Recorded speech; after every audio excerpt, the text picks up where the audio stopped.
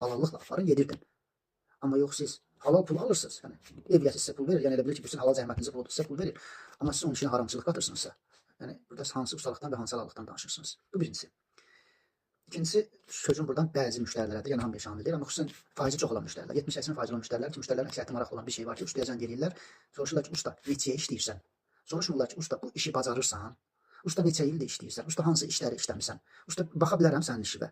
Bu sualı verən yoxdur. Yalnız soruşurlar ki, usta neçəyə işləyirsən? Yalnız qiymət maraqlı. Yalnız da bir şey saxlayın ki, həmişə ucuza kimsə qaçırsa 2 qat baha qiymətini verəcəkdir. Bu mümkünsüz bir haldır. Yəni bu bumerangdır. Ucuz nəsə etdinsə, o baha sənə qayıdacaqdır. Yəni mümkün deyil bu olsun. Deməli, usta seçimində nəyə fikir vermək lazım? İndi müasir dövrdür, yəni hər bir ustanın səhifəsi var, səhifəsi olmayanlar da bir-birlərini tanıyırlar. Misal üçün səhifəsi müəyyən sosial şəbəkələrdə səhifəsi olan ustalardan. Sosial şəbəkədə olan ustanın səhifəsinə girdiniz, ustanın videolarına baxdınız, işlərini gördünüz, səliqəsini gördünüz və artıq bildiniz ki, bu səhifədə olan videolar bu ustaya aiddir. Müəyyən şərhlərini oxudunuz, müsbət mənfi rəylər haqqında bir balaca məlumat aldınız.